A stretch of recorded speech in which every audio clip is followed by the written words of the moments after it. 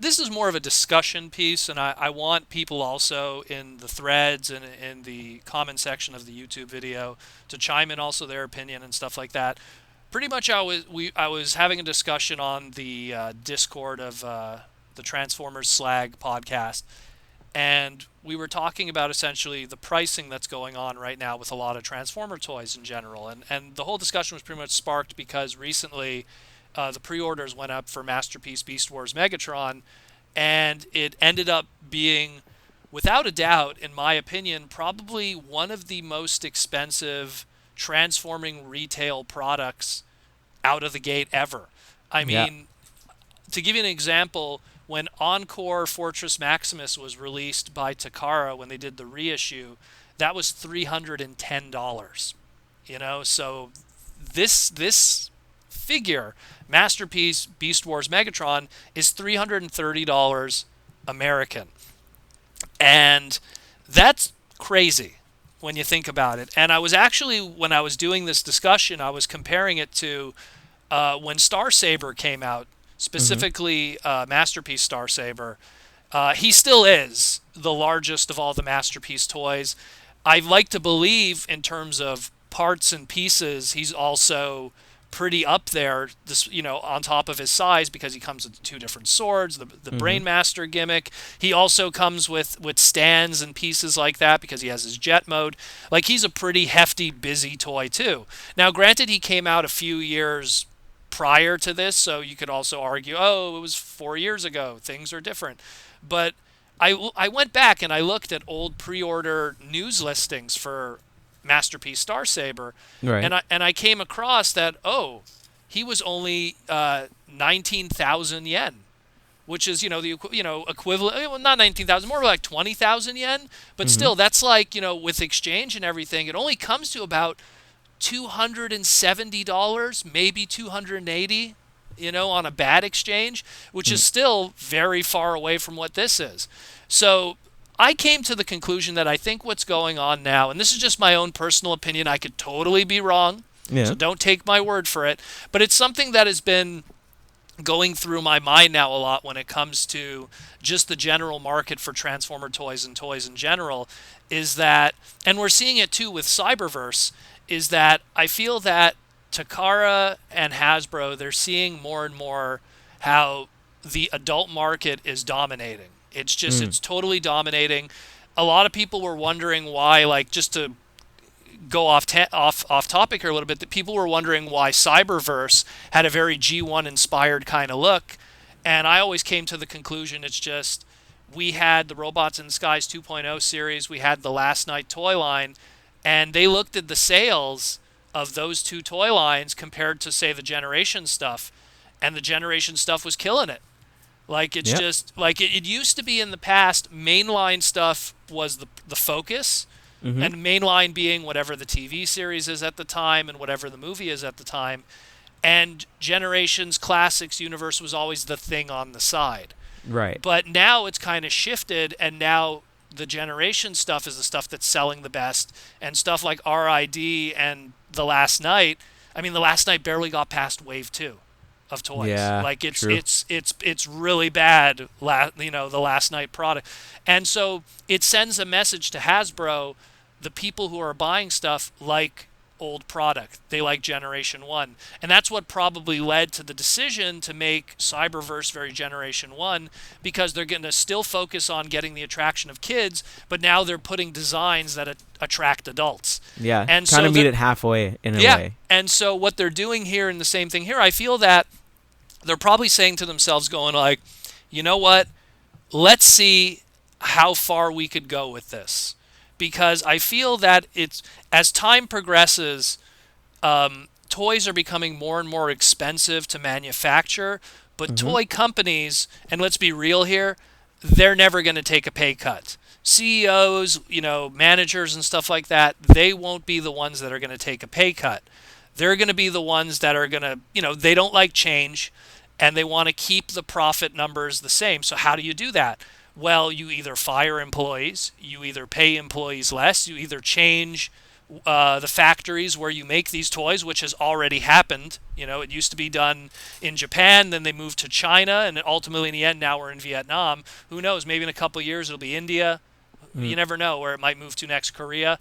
But the point is that they've done everything they could to keep profits up to the same numbers that they're always used to while reducing any way of cost.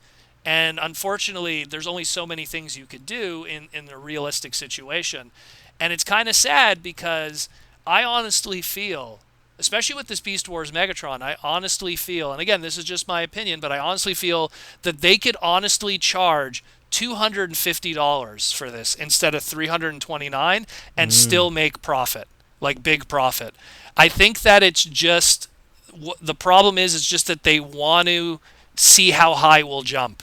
They want to go, let's see if they're going to pay for it. The only problem with that is, and this is my biggest fear, is again, it's the message that's always sent afterwards, is this is very expensive. A lot of people probably who were excited about it, I know I'm still probably going to end up buying it. But I know a lot of people who are excited about it are like, that's way too expensive. That's out of my price range. And and that's totally fine. I get it. This is something that most people, they look at Fortress Maximus and that's their holy grail of Transformers. Now we're looking at Masterpiece toys that are holy grail level price points. Yeah, exactly. Like that's crazy. It used to be, oh man, I got to get myself an MP10 Optimus Prime. And at most you spent maybe 200, maybe 150. Yeah. Now it's like almost double that, if not more. So the problem is that a lot of people are going to back out from this. And what's going to happen from a statistic way on the side from Takara Tomy? Well, Megatron's not going to sell well. And they're going to go, well, I guess people don't like Beast Wars and they don't like villain characters, which has always been a fear that I had. Number one, villain characters don't do well in Japan in general. And number two, my fear of them going, well, I guess no one wants Beast Wars then. If Megatron doesn't sell well, it might just kill that whole drive that wave, to continue. that vibe going And then they're forward. going to go back to doing Generation 1 characters. I don't know. I really hope that's not the case. I hope that they'll look at Megatron and understand why it happened instead of just looking at it statistically and going like, oh, well, clearly, they don't want villains, so we're definitely not going to do a Black Arachnia then, or Black Widow, as she's called in Japan. So it's just, I really, I don't want to send out a message and say, guys, we got to buy this to make sure this is successful, because I don't want to have to force people to spend money that they don't have. Because this is expensive. Sorry, little Timmy. Papa's got to support the toys. Yeah, this is very expensive. This is a very again, there has yet to be a Masterpiece toy of this caliber of price up to this point. It hasn't reached this point yet. Yeah, I am currently looking at the pre-orders for what's his name, Predaking, and that's like 160. Yeah. I'm looking at the I think a complete set of Volcanus is the Volcanicus. Volcanicus. That's 160 again. All five of those. I mean, granted that these aren't your SDCC Constructicons, but still, it's not hitting that. Well, the crazy thing is that I remember when San Diego Comic-Con Metroplex came out. You remember when I got that? Oh yeah. That couch of a toy, That sucker. Yeah, that box was like the size of a small Lazy Boy. You know what I paid for that? $280 Canadian. So that's like $250, $240 American. Again, still a good, almost solid $100 away from what this is. So it's pretty crazy. And again, as impressive as this toy is, we gushed about it like crazy. Yeah. It's not a huge toy. The engineering on it is nothing like oh my God, you could say, oh, but it has lights and sounds. Let me tell you something about lights and sounds. The technology that is used in toys from lights and sounds was used in toys like your Generation 2 Optimus Prime. You're going to push Megatron, he's going to say lines, and it's used the same tech that I am Optimus Prime and Megatron Attack said back in the day. And it's the same thing. The light up tech, it's not expensive. If you're getting an LED, pointer like a what do you want to call it, a meeting pointer or a presentation pointer. You could get that in a vending machine, like getting out of the supermarket. You can't argue that that's going to add another $100 to this toy. Right. Like, it's just those things are like, I could understand when maybe 20 years ago when that technology was a little more expensive. That's Mm-hmm. not the case anymore. And this isn't like a third party either, like, garage company guys working out of their basement that don't have that tech easily at their disposal. This is Takara Tomy, Straight from Japan. a multi-zillion dollar company that has tons of experience and engineers and everything.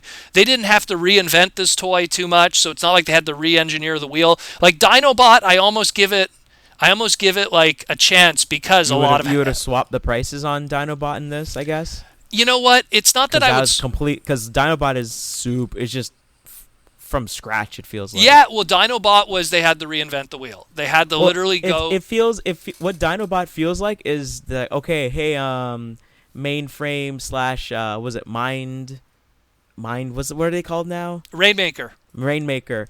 Do you still have your old Animation models. your animation models? Send that over, and they send it over, and I honestly feel like this is Dinobot. With great feats. They just took the animation model and made it work.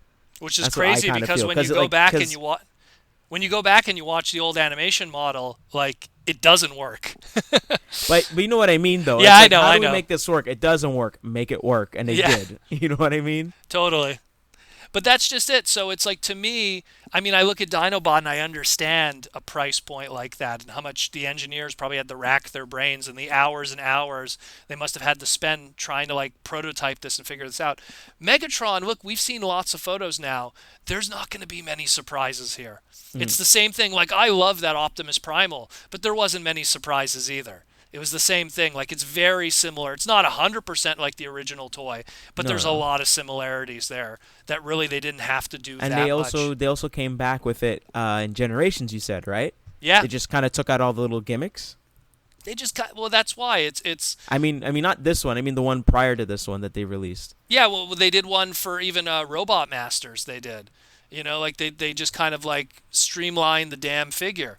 It's just, to me, I don't understand the price, and I think it's just it to me. What's going on is just the market right now is they're going. You know what?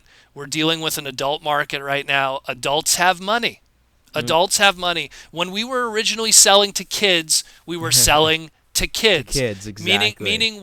And when you're selling to kids, what you're trying to do is you're trying to convince an adult to spend the money. Meaning, like, look, we got to be affordable, but Mm-hmm. be cool enough so the kid asks for it, but still be affordable.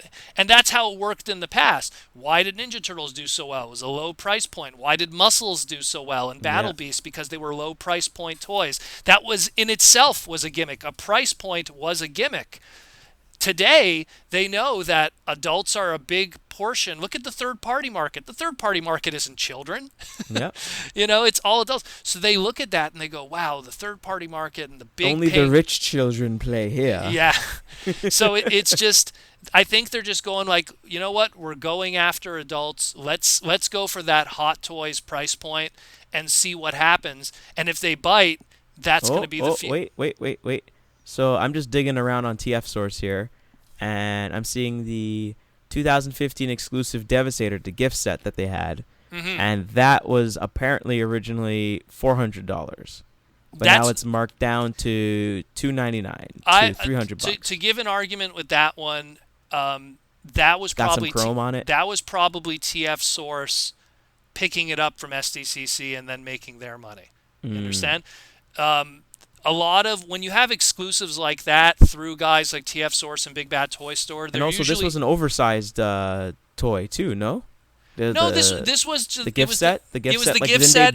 Didn't they make the Devastator guys a little bit bigger than they normally were? No, it was all they did was they just retooled the Combiner Wars Devastator to make it a little more. They did like a different kind of accuracy. Gave it a fancy box that was similar to the Ox design. And that's it. But I think that was more just. I don't know. Originally, we probably would have to do the research quickly, but I don't know what the original SDCC asking price for it. What year was that? 2015. 2015 Devastator. Let me just see. Yeah. What? Because I was just digging around and I was like, you know what? Let me see what this says. Let's see if they actually have any pricing. Because I had originally thought that the gift set, they were kind of like, they kind of made them a bit bigger to make it look like Devastator. He's a big deal, you know, like kind of like to pair him up to the Metroplex. But I guess I'm wrong. That's the impression I got when I first saw it at BotCon. I was like, whoa, these guys are way bigger than this whole combined toy is way bigger than I expected it to be. Okay, so I found it. And see, again, so San Diego Comic-Con 2015, Devastator box set at the Hasbro booth, booth 3213, $179. There you go. I'm also seeing another thing from here from TF Source, and it says $250. Again, it's a markup. When you're talking exclusives, it's because they had to buy it, and then they have to make their profit. Right. That's a difference. Like in the case of TF Source, when it comes to Masterpiece, and same thing with others, they're buying from Takara. So that's directly, they're getting their cases from Takara, and then they're making their profit. And if you notice, everyone kind of has the same price. So they kind of have the same general purchase price. We don't know what that case cost is, but it's definitely out there if you do a little legwork. Point being is that this is kind of what's happening now. It's the evolution of product, and I feel that as time progresses, it's going to get more and more expensive. Look at already how expensive the Studio Series is, how expensive the increase of price of just basic product, whether it be Generations with Power of the Primes Deluxes, everything went up $5-10. They're testing the water. They're trying to see how high we'll jump. And again, the primary reason is because they know who's buying it. It's not kids anymore. It's adults. And the second you know adults are your market, well, now you could ask more money. Even if the cost of product doesn't change. Look at a cell phone. A cell phone doesn't cost that much to put together or manufacture, but they're still going to make you pay $1,000. Why? Because exclusively adults are shelling out the money for this. Yeah, there's adults buying cell phones for their kids, but the point is that there still is profit to be made, and they know how to do that. There's no morale when it comes to consumerism. It's always, let's see how much we could make morally, meaning like until the customer starts cringing. And so they'll constantly. That's usually the time when they'll back off. They'll be like, "Oh, okay, that's the breaking point." That's the part where and then they'll know when to yield. But the problem is that that kind of happened with Apple and their Apple 10. They noticed that there wasn't a lot of people jumping in on that because it was like $1,000, and they're like, "Okay, we're gonna have to change it up a little bit come the next round of phones, basically." Well, there you go. So it pretty much what this means is that Megatron might be this situation. Megatron, which I really hope stinks because I mean it does. They're really going all out. They're going all out. They're making sure that things come off, and then you could make it look like the old before he even gets the add-ons and everything like that. Like there's a lot of attention to details. It's sad that they're going to be testing the water and the pricing with a figure like this. This is like, because again, the message that's going to probably come across from the corporate side of things is they're going to be like, oh, bad guys don't sell, Beast Wars doesn't sell, which sucks because I wish they could have tested it with, overprice a Shockwave character, overprice a Starscream character, and see what happens. But they're doing it with Megatron, and that's the thing that kind of bums me down, is that it's like, oh man, this isn't gonna bode well. I like, the sad thing is that I've been kind of, I don't want to say I've been boycotting, but I've been kind of not buying a lot of Transformer stuff in retail that has been crazy prices. A lot of people have been asking me, it's like, hey, did you get Rodimus Unicronus yet? And I've been like, I've seen it in stores many times. I'm not paying $69.99 plus tax for Rodimus Unicronus. I'm not going to partake in that. I'll wait. I will wait. I will wait for sales. I will wait for anything, because I know they could ask less, and they could do that. They just choose not to, and that's why. But the sad thing is then I look on the boards, and there's tons of guys just buying all the latest overpriced product without thinking twice. So, I mean, I'm not contributing to the problem, but the problem is out there. It Yeah. is out there, and it's going to continue. And look, I would not be surprised if next year leader classes go up $5. I would not be surprised if this Megatron is And they've steadily successful. been going up. Oh, they have been. They have been like crazy. You know, like it used to be that I used to go to the States and buy my Masterpiece toys because not my Masterpiece toys, my leader class toys, because they were cheaper in the States than they were in Canada. But now that gap has kind of closed. Now the Americans are feeling the same thing I do when it comes to certain price points. Everything's been increasing like crazy, and it's not good. It's not good. And again, to kind of close this, my biggest concern is just this is going to send a message to corporate, and it's going to, if it's successful, it's going to send a message to corporate, okay, we can charge more, and that's bad. If it's not successful, it's going to send a message to corporate, oh, they don't want this, we won't give them that. You know, because a lot of times you think that they're going to go, oh, people aren't paying this, we'll just lower the cost. The only way they're going to lower the cost is they're not going to lower the cost of the product. They're going to lower the quality of the product. Yeah, You know, exactly. toys are just going to be more hollow. Look, Power of the Primes.